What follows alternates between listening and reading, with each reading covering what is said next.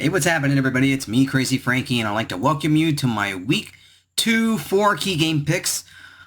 Before we talk about Week number 2, obviously, way too much to even discuss about Week number 1. I mean, you could do one whole video and talk about what happened in Week number 1 because it was crazy.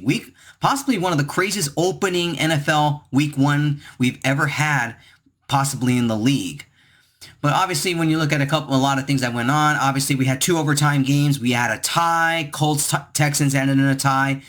Pittsburgh, Cincinnati going back and forth. And all of a sudden, in the end, when it looked like the Bengals had won the game, Pittsburgh blocks the extra point. And then wacky missed field goals. And then Pittsburgh finally winning in it on Boswell's long field goal. The only thing is that the Pittsburgh Steelers lost Watt. Who knows, he's going to be out for a while. There's still no extent of how long his injury is going to be, so that's a huge blow to Pittsburgh's defense.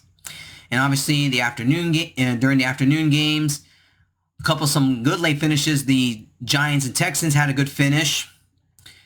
Kansas City was expected as to win big over the Cardinals, and it was a back and forth game between the Chargers and the Raiders.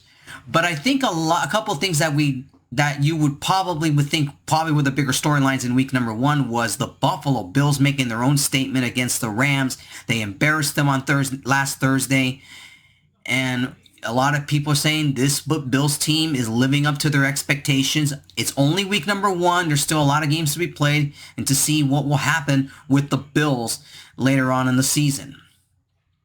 But obviously, a lot of these things, a lot of things you want to discuss. Actually, what happened was the Monday night game was in regards to what the bleep was the Broncos thinking in the end.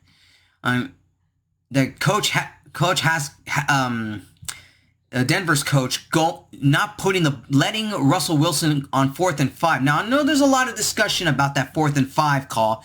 Instead of having Russell Wilson try to get the first down, the Broncos ended up trying to go for a 64-yard field goal, which was not even close to being good. And it's only Week number 1, and you would think that with Russell Wilson and that high expectation in terms of living up to all the money that the Broncos are paying him, you would let him put the ball in his hands, but yet the Broncos coach didn't even trust him. That is ultimate humiliation right there. Seahawks ended up upsetting the Broncos and ending Russell Wilson's welcome revenge party. Speaking of revenge parties, the revenge games were 0 for 3. Joe Flacco couldn't beat his former team, the Ravens. Despite all the trash talking that Baker Mayfield did before the game against the Browns ended up winning. And of course, what happened last night between Russell Wilson and the Broncos, he against his whole team didn't live up to much. Basically was ended in an embarrassment. So it was definitely a wild Week number 1. Obviously, it has its own take. You could do one video on just talking about everything that happened in Week number 1, but obviously that is not the point here because we're now moving on to Week number 2 here. So let's talk about Week 2. All right. Looking at the schedule for Week number 2, here are the 4 key games for this week. Let's begin with key game number 1, and it's obviously the Thursday night game. The first NFL game on Prime Video. And I actually think it's definitely going to be a good game in this one here. It is the Chargers versus the Chiefs. Despite the Chiefs really doing a number on the Cardinals, and obviously they did have some injuries to go with it, and obviously there is some huge question marks now. What does Kansas City do getting a kicker? And not only that, there's a big question. There was some reports that Patrick Mahomes was playing hurt as well. So this definitely brings on a good amount of questions going into this game, especially given the fact that the Chargers defense did a great job getting to Derek Carr and the Raiders last week. Now, the Chiefs are a slight 3-point favorite in this one here, and I would say that's about right because you can't count out this football team here. Mahomes was 30 of 39, 360 yards, 5 touchdowns, no interceptions. He played one heck of a football game against the Cardinals. Cardinals weren't all that good. The Cardinals played terribly in that game, so it was kind of really, you would expect the Chiefs to blow them out here. Now, Justin Herbert with the Chargers, 26 of 34, 279 yards, 3 touchdowns, and no interceptions. So neither quarterback turned the ball over in their respective games. And when you look at this football game here, it is going to be really a test for Kansas City's offense. Now, obviously Tyreek Hill's not there, and obviously Patrick Mahomes will have to rely a lot more on Travis Kelce and some other unsung heroes at wide receiver. But it does bring some question marks in Kansas City special teams if they're going to be without a kicker, which is going to be vital. The Chargers defense is no joke. They did a great job on Derek Carr, and obviously they're going to have their hands full with Patrick Mahomes. But the way that Chargers defense really did a number on that Raiders offensive line, and given the fact that Kansas City's offense is not the same with Tyreek Hill, but the way they played against the Cardinals, that was a completely different story. Cardinals weren't that much. The Cardinals weren't that much of a good team to begin with, but there are especially given that the AFC West is competitive this year. It's going to come down to a couple things here. Can Patrick Mahomes avoid that defense that the Chargers have? Their Chargers defense is no joke.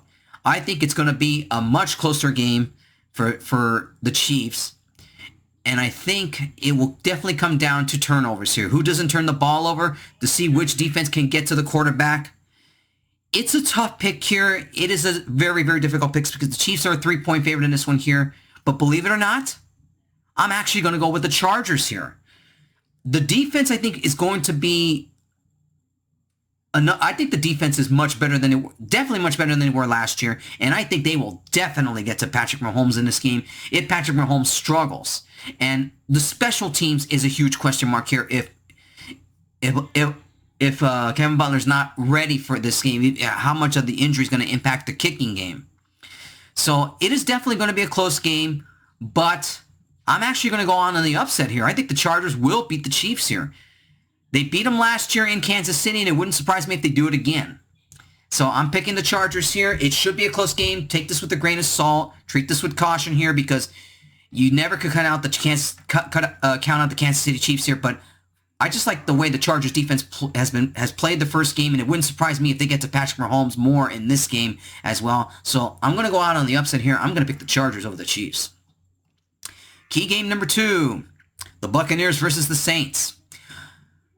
A huge question mark going into this game for the Buccaneers, especially with Tom Brady. They played good enough to beat the Cowboys, and that's because the Cowboys obviously I didn't get a chance to mention the Cowboys. Obviously, Dak Prescott's not going to be playing in this game, obviously because of his hand. So I'll get to that going about Dak Prescott later on in the Cowboys because the Cowboys are going to be one of the teams I'm going to talk about in the 4 key game picks, but I will get to that in a few minutes. There's huge question marks now for the Buccaneers and Tom Brady. Tom Brady's had trouble with the New Orleans Saints for some reason. And this is an opportunity for the Buccaneers to make a statement against the Saints. Because look, the Saints had to come from behind against the Falcons last week when they trailed in the second half. And it's going to be interesting to see if the Saints offense can finally get back on track because Tom Brady and that offense with the Buccaneers, they can match New Orleans offense. Now, Tom Brady went 18 of 27, 212 yards, 1 touchdown, and was intercepted 1 time. Winston for the Saints, 23 of 34, 269 yards, 2 touchdowns, and no interceptions here. I think it boils down in this football game to turnovers as well in this one here. Who doesn't turn the ball over? Who can run the ball effectively here? It's another tough pick here. Now, the Buccaneers are a slight 3-point favorite in this one here, and I would say that number might be a little bit lower. It could go down to 2.5, maybe 2 by the time it's kickoff here. So it's tough to really say who wins this football game here. But if I got to make a pick here, I think the Buccaneers and Tom Brady will get back on track here. They'll get a win over the Saints here. The Buccaneers have had a lot of trouble with the Saints lately, as much as Tom Brady's been there. But I think this one here, I just think that Tampa Bay's offense is a little bit slightly better than the Saints offense here. So it definitely is going to be a close game. It's going to be a good one here. But I'm going to pick the Buccaneers. I think Tom Brady and the Bucs will get a victory here over the Saints here. So yeah, you got to take the 3 points in this one here. It's got to be I'm picking the Buccaneers over the Saints. Key game number 3, the Cincinnati Bengals versus the Dallas Cowboys.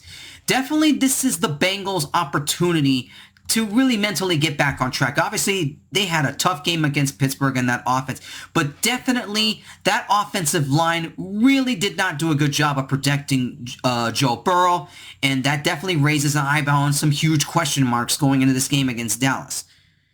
Now, Burrow went 33 of 53, 338 yards, 2 touchdowns, but 4 interceptions. That was one of the problems he had last week. Obviously, the offensive line didn't do a good job of protecting him. Now, Cooper Rush, basically, I'm going to give stats to Cooper Rush because from what I'm not 100% certain on this because the way it's looking right now, Mike McCarthy might make him the starting quarterback for this game. So this definitely is going to be, they're going to have to really rely on Ezekiel Elliott and get that running game going because and to give the Cowboys a chance to at least win here. Now Cooper Rush in his quick outing in the second half in the game against the Buccaneers was only 7 of 13, 64 yards, no touchdowns and interceptions.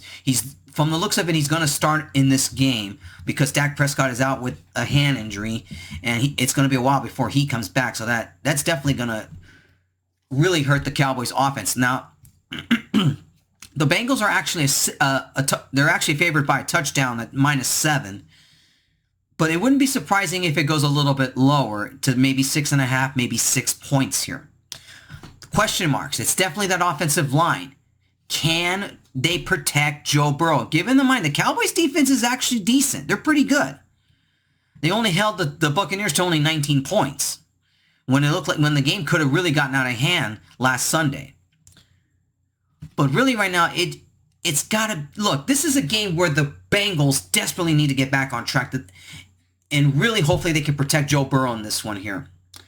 It's another tough pick here, even though despite the Bengals being favored at 7 here.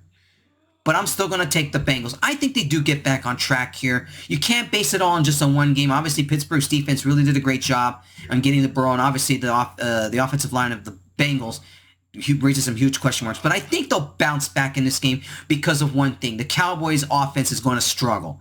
Cowboys have the Cowboys have defense, but obviously if their offense can't score points and put some better numbers on the stat sheet, they're going to have trouble in this game here because you can't count out the Bengals. It's only one bad game that they had. I think they get back on track here. I think the Cowboys are in trouble here if they lose this game. But I'm definitely going to pick the Cincinnati Bengals here. I think they get back on track. It's definitely going to be a close game. I'm going to pick the Bengals here. Take this with a grain of salt and treat this with caution here. I'm picking the Bengals over the Cowboys. And finally, key game number 4. One you would at least suspect out of some other games I picked.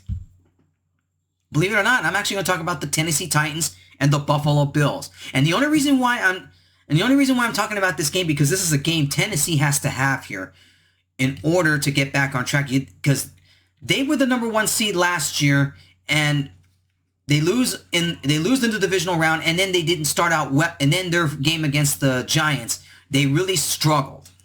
Tannehill, 20 of 33, 266 yards, 2 touchdowns, and no interceptions. Josh Allen and the Bills, 26 of 31, 297 yards, 3 touchdowns, and 2 interceptions. Now, obviously, the turnovers last week against that the Bills had, it didn't really hurt them all that much. But you don't want to have Josh Allen throw more interceptions here if the Bills struggle offensively. But the way the Titans played last week, this is a game they have to have, given the fact that the AFC South, everybody in that division, except for the Texans and the Colts, they ended up in a tie. Really, nobody won in that division last Sunday. And obviously, somebody has to be in first place in that division. And Tennessee, the last year's number 1 seed, needs to get back on track here.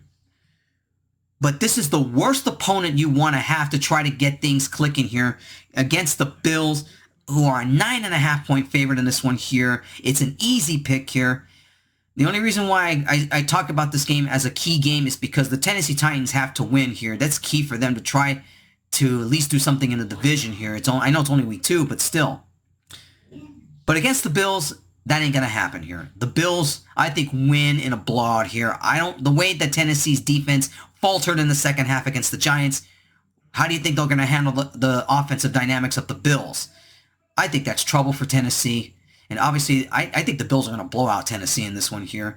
It's a key game for Tennessee, but I just don't think they're going to... They don't have enough to beat Buffalo here. I'm going to pick the... if you want a sure pick here, I think the Bills definitely beat the Titans. I don't think the game will be close at all. Bills over the Titans. All right, everybody. I'll talk to you guys next week when I make my picks for week number 3. The video's already over 15 minutes. Sorry about that. Take care, everybody, and enjoy your football weekend.